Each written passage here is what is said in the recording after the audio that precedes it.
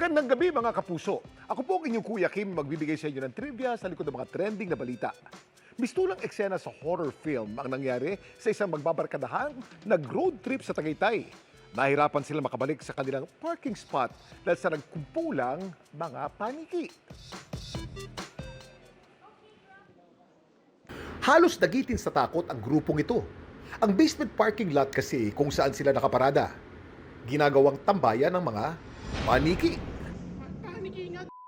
Ang video, kuha raw ng magpamasahe kamakailan ng grupo ni Rexon sa isang spa sa Tagaytay.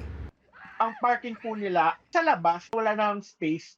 So sabi sa amin nung guard, mag-basement na lang daw kami. Pagbalik po namin, mga around 6:30, medyo madilim na no, tapos na distract kami nung may mga narinig na kami mga panike. Tapos nung pinutok ko na po yung camera sa kotse, nandun na po sa ibabaw nung parang pinaka-ceiling, nandun na yung mga swarm nung panike. Tapos doon na po kami nagpanik kasi yun nga, medyo nakakatakot.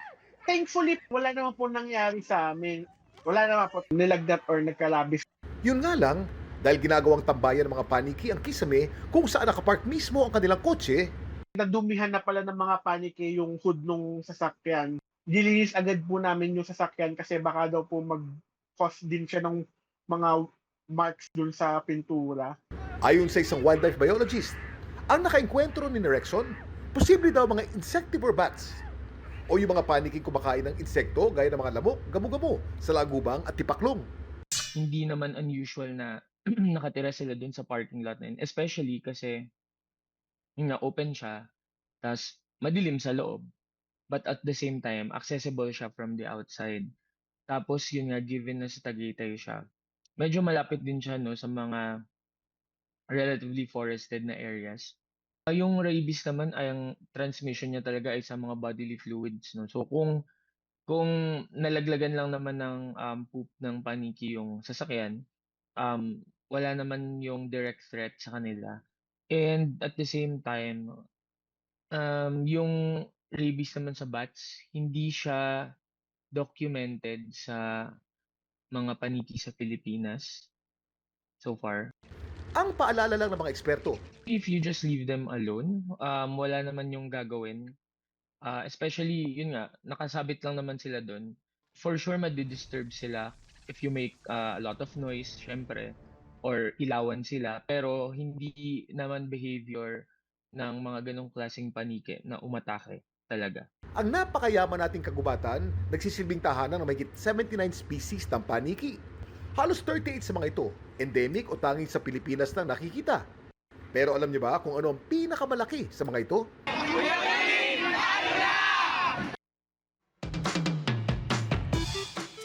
Ang Acerodon jubatus o giant golden crown flying fox ang isa sa pinakamalaking paniki sa ating bansa. Isa rin to sa pinakamalaki sa buong mundo. Ang paniking ito na endemic sa Pilipinas may wingspan na umaabot ng 1.7 meters at bigat na umaabot ng 1.4 kilos. Madalas itong napagkakamalang vampire bat.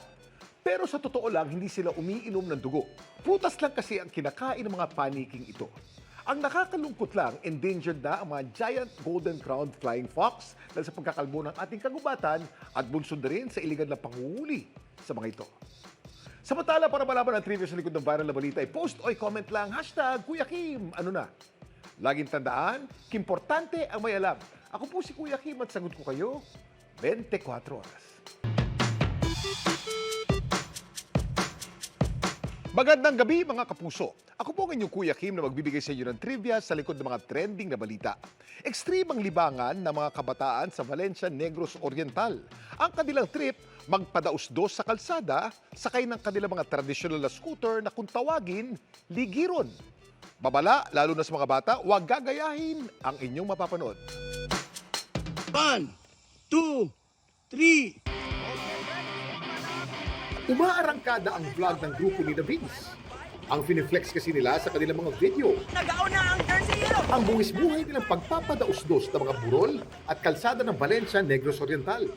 Sakay ng kanilang makeshift na scooter na kung tawagin, ligiron.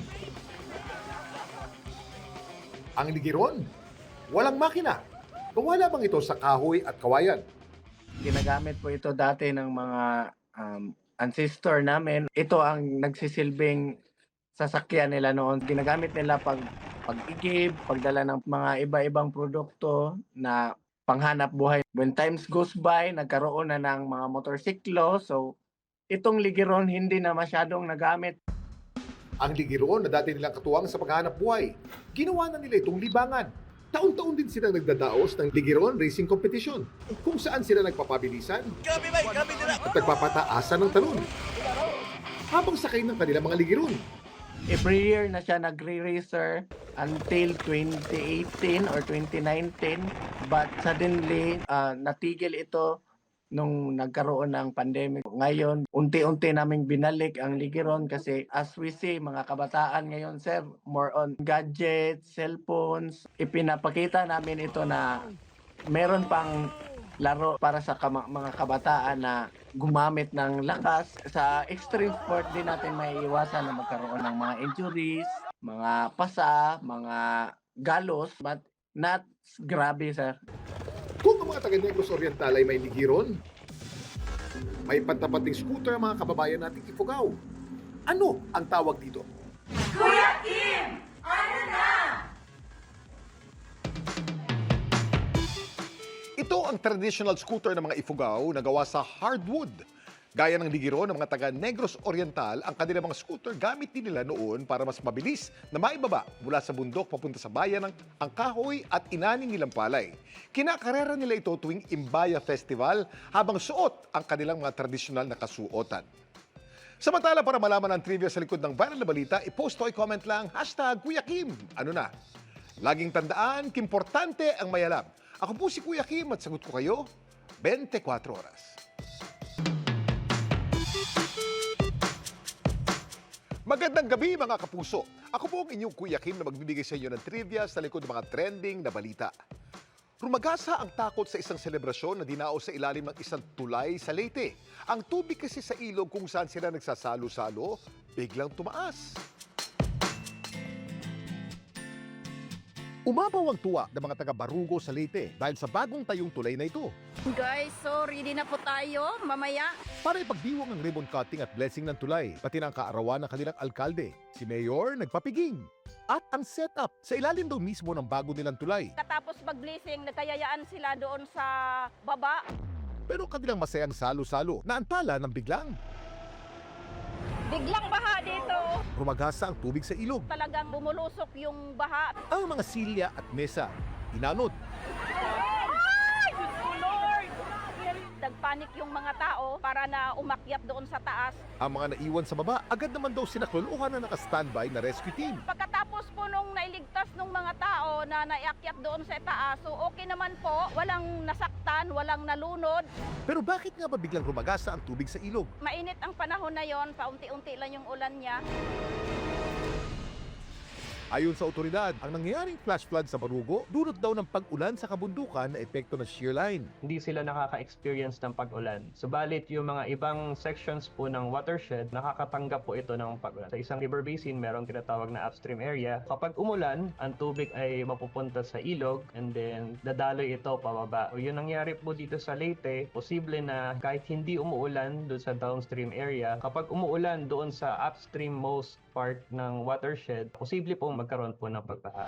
Sa isa namang Facebook post, nilinaw ng LGU ng Barugo kung bakit nila napiling mag-organisa ng salo-salo sa ilalim ng tulay. Ginawa ang selebrasyon doon dahil ito ang angkop at kaaya-ayang lugar. Mababaw ang tubig, presko at masarap magpahinga sa ilalim ng tulay. Nang hingi na rin sila ng paumanhin at pag-unawa sa insidente at nakiusap na tigilan ang pagpapakalat ng maling impormasyon online. Kumpara sa normal na baha, mas mabilis umangat ang level ng tubig kapag may flash flood, kaya lubahay itong delikado. Ano ba ang early warning sign para malaman kung may nagbabadyang flash flood? Kuya Kim, ano na? Kabilang sa early sign o senyales na may nagbabadyang flash flood ay ang pagdilim ng kalangitan at pagbuhos ng ulan. Hudyat na ito para umahon o lumayo sa tubig. Pangalawa, pag may debris ng inaanod sa tubig gaya ng sanga, kahoy o basura. Pangatlo, kapag nag-iba na ang kulay ng tubig. Senyales ito na may tumataas na water level. At sa ibang lugar tulad ng malapit sa mga dam, nagpapatunog ang autoridad ng alarms bilang hudyat na magpapalabas sila ng tubig. Samantala, para malaman ang trivia sa likod ng viral na balita, i-post o i-comment lang, #Kuya Kim. Ano na? Laging tandaan, importante ang may alam. Ako po si Kuya Kim at sagot ko kayo 24 oras.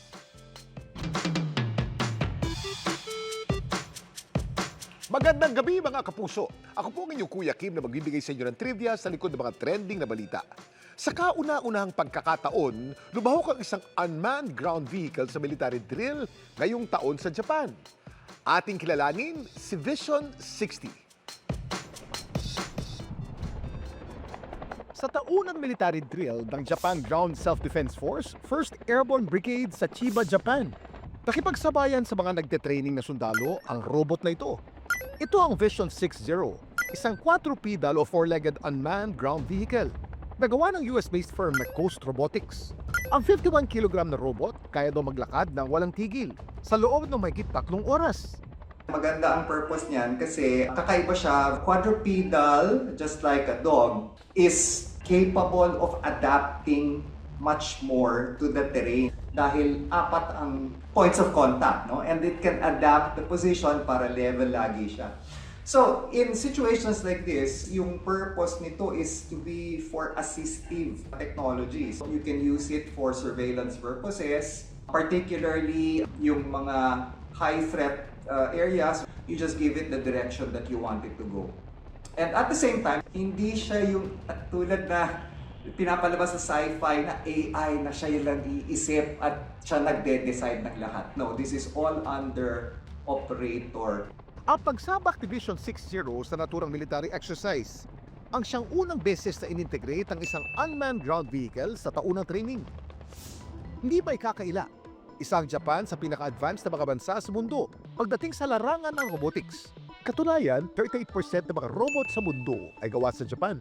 Yan ay dahil sa mataas na antas ng kanilang technology at impluensya na rin ng Japanese robot culture. Mula noong 1950s, napakaraming comics, novels at animation ng mga Hapon tungkol sa robots. Sa pagdaan ng mga dekada, napakaraming robot na ang pinakilala ng Japan sa mundo at isa ito marahil sa pinakasikat. Kilala niyo pa ba siya? Kuya Kim, ano na?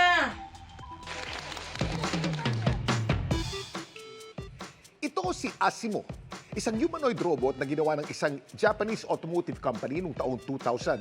Disenyo siya para maging katuwang nating mga tao. Kaya niyang tumakbo, sumayaw at sumipa ng bola. Umikot siya sa iba't ibang lupalop ng mundo at nagsilbing ambassador ng robotics. Pero noong March 2022, inanunsyo ng kanyang developer na si Asimo kailangan na mag-retire para mas makapag-concentrate sila sa pag-develop ng artificial intelligence o AI-supported avatar robot na the remote. Samantala, para malaman ng trivia sa likod ng viral na balita, i-post o i-comment lang, #Kuya Kim. Ano na? Laging tandaan, importante ang may alam. Ako po si Kuya Kim at sagot ko kayo 24 oras.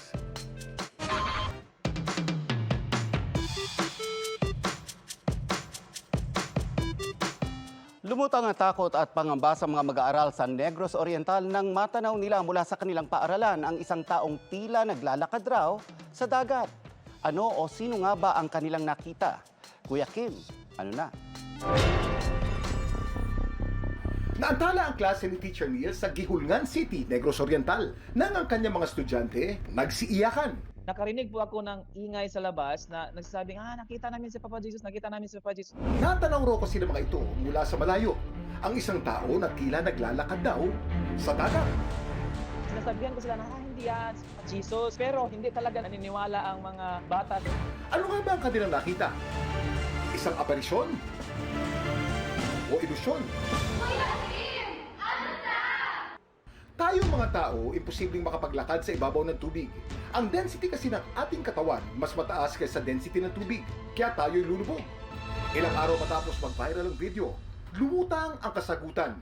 Ayon sa isang nagkomento sa post ni Teacher Neil, ang nakita ng mga estudyante, hindi taong naglalakad sa tubig, kundi isang palutang-lutang na windsurfer. Nag-windsurf yung asawa ko. Transparent yung sail niya. Yung sinag ng araw, nag-reflect sa sail niya. Akala nila may naglalakad doon sa ibabaw ng dagat. Sinasabi ko po sa kanila na windsurfing board po yon at hindi si Papa Jesus. At sila po ay kumakalma na ngayon.